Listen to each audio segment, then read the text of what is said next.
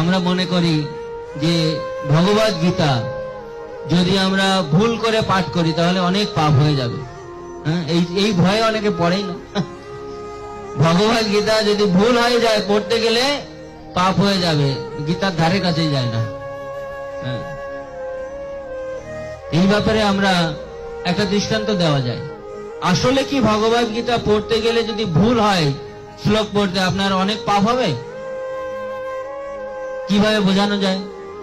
দেখুন, ছোট্ট একটা শিশু যখন সে আস্তে আস্তে আস্তে আস্তে কথা বলতে শুরু করে তখন সে মাকে কিভাবে ডাকে? মা। বাবাকে কিভাবে ডাকে? বা। বাবাও বলে না, ব।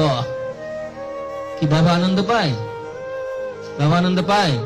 মা আনন্দ পায় না? বলে তুই ভালো করে উচ্চারণ করতে পারিস না, বল ডাকবি না আমাকে। বাবা বলে ভালো করে উচ্চারণ করতে পারিস না, ডাকবি না আমাকে বলে। বরং বড় হয়ে সুন্দর করে বাবা ডাকলেও অত আনন্দ লাগে না। ছোটবেলায় যেমন লাগে লাগে মাকে সুন্দর করে মা বলে ডাকবে, বড় হয়ে অত আনন্দ লাগে না। ছোটবেলায় আদো আদো ভাষায় যেটা বলে মা ব, এতে আনন্দে বুকটা ভরে ওঠে।